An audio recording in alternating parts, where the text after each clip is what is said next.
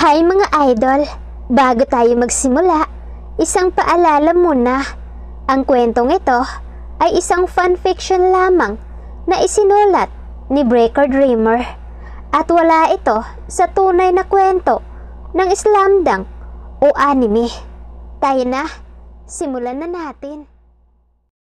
Samantalang na makapasok ang dalawa sa kwarto, agad dumiretso si Sakuragi sa kama para kunin ang isang unan na nandoon. Dalawa kasi ang unan na meron siya, kaya kinuha niya na lang iyon.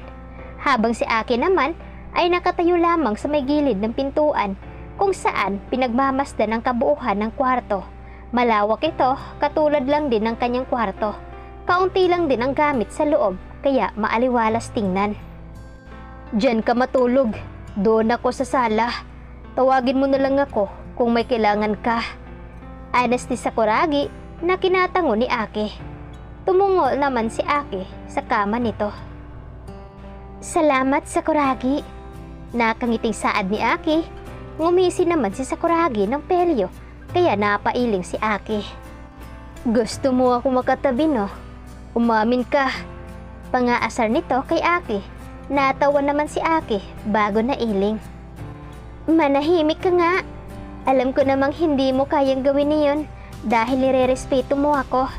And thank you for that.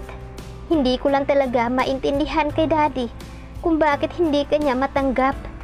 Naguguluhang saad ni Aki, sabay buntong hininga ng malalim. "Huwag mong sabihin yan. Kahit siguro ako kapag nagkaroon ng anak na babae, gagawin ko ang lahat para sa kanya. Naiintindihan ko lang iyong sitwasyon ng daddy mo dahil lalaki rin naman ako at wala pang trabaho dahil nag-aaral pa tayo." Anas ni Sakuragi na kumibit balikat. "Salamat sa malaking pag-unawa, Sakuragi, sa daddy ko. Kahit na alam mong ayaw niya sa'yo."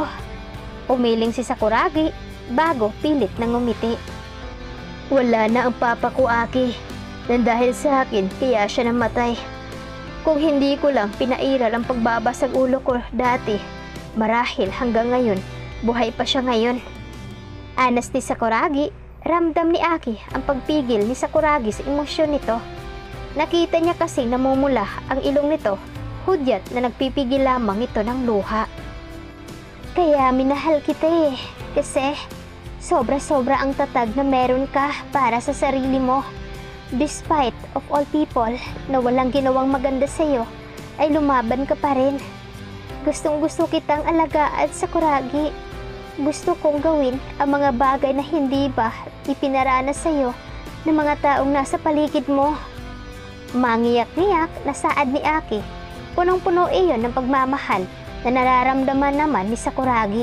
Sa tingin pa lang na iginagawad ni Aki, ay ramdam na ni Sakuragi na napakaswerte niya talaga dito. Kaya buo na talaga ang naging desisyon niya. Gagawin niya ang lahat para maging worth it para dito.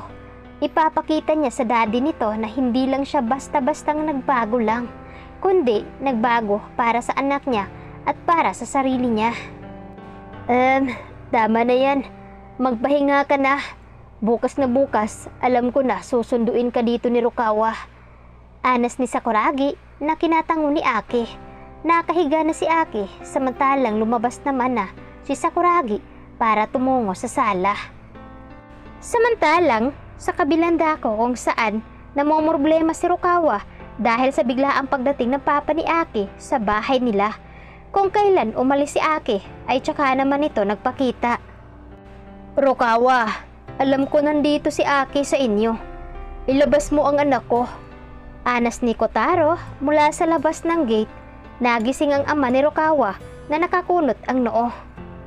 "Anak, anong meron? Bakit may sumisigaw sa labas ng gate?" Tanong ng ama na marahil na alarma din dahil sa pagsigaw ng tatay ni Aki sa labas. "Pa, tatay yan ni Aki. Hinahanap niya si Aki." Anas ni Rukawa na sumilipas sa may kortina kung saan kitang-kita ang gate nila. Ba't di mo tawagin si Aki na makausap niya ang papa niya?" Anas ng ama ni Rukawa. Subalit, napakamot sa batok si Rukawa sa frustration dahil nakita niya lang kanina na umalis si Aki. Dad, Iyon na nga po ang problema. Wala si Aki sa kwarto niya. Mukhang umalis siya kanina. Bulong na saad ni Rukawa na narinig namang tumawag ang tatay ni Aki sa labas. Ano? Anak naman, alam mong sa atin siya ngayon nakatira, di ba? Paano kung mapaano si Aki? Lago tayo sa tita mo. Anas ng tatay ni Rukawa na naiiling pa. Dumito ka lang, magbibihis lang ako at kakausapin natin ng mahinahon ang tatay ni Aki.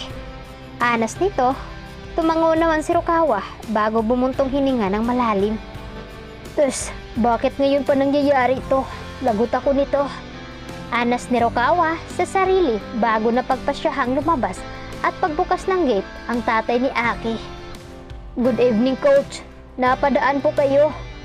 Tanong ni Rukawa na kahit obvious naman ang dahilan nito. Hindi siya pinansin ng tatay ni Aki, bagkus ay pumasok ito nang wala man lang narinig na pahintulot ni Rukawa. Naiiling na lamang si Rukawa bago sumunod dito. Saktong pababa na ang tatay ni Rukawa na presentableng nakabihis ng damit na pambahay. Gandang gabi. Kayong coach ni Rukawa, di ba? Ang tatay ni Aki. Ano po ang sadya nyo dito? Tanong ng tatay ni Rukawa. Tiningnan siya ng tatay ni Rukawa. Alam kong nandito ang anak ko. Gusto ko siyang kausapin. Pwede nyo ba siyang tawagin? Pakiusap ng ama ni Aki. Nagkatinginan naman ang dalawang mag-ama bago tumingin sa ama ni Aki. Ah, si Aki ba? Pasensya na. Pero wala siya ngayon. Umalis siya kanina. Anas ng tatay ni Rukawa. Kumunot naman ang noo nito bago tiningnan si Rukawa. Paanong umalis? Saan naman pumunta ang bata na iyon? Tila natauhan ito sa pagsasalita nang biglang sumagi sa isipan niya si Sakuragi. Bumalik ang matapang na ekspresyon nito na maging si Rukawa ay bahagyang natakot para sa kaibigan niya. Mukhang alam ko na kung nasaan ang anak ko. Nasa lalaking iyon na naman. Giit nito bago tiningnan si Rukawa ng seryoso. Oy, ituro mo sa akin kung saan ang bahay ni Sakuragi. Anas nito na lalong kinalunok sa kaba ni Rukawa. Pero po, gabing-gabi na, coach. Baka pwedeng bukas na lang. Pakiusap ni Rukawa sa mahinahong paraan. Naririnig mo ba ang mga sinasabi mo? Paano kung mapahamak ang anak ko sa lalaking iyon, ha? Sigaw nito kay Rukawa. Mukhang napigtas naman ang pasensya ng tatay ni Rukawa at agad itong itinulak palayo sa anak niya. Umayos ka ng pananalita mo sa anak ko. Nasa pamamahay kita. Malamig ang boses na saad ng ama ni Rukawa. Bumuntong hininga naman ang tatay ni Aki bago umatras. Pasensya na. Nag-aalala lang ako sa anak ko. Anas naman ito kay Rukawa at sa tatay nito. Coach, hindi masamang tao ang kaibigan ko. Hindi niya sasaktan si Aki dahil mahal na mahal niya ito. Hindi tulad niyo, lagi niyong inihahadlangan ang kaligayahan ni Aki para lamang sa sarili niyong kagustuhan. Anas ni Rukawa, nakita ng tatay ni Rukawa na nasaktan ang tatay ni Aki sa mga salitang binitawan ng anak, kaya kinuha nito ang atensyon bago inilingan. Pakiusap, coach. Bukas nyo na lang sunduin ang anak nyo. Alam kong nasa mabuting kalagayan si Aki. Pakiusap muli ni Rukawa.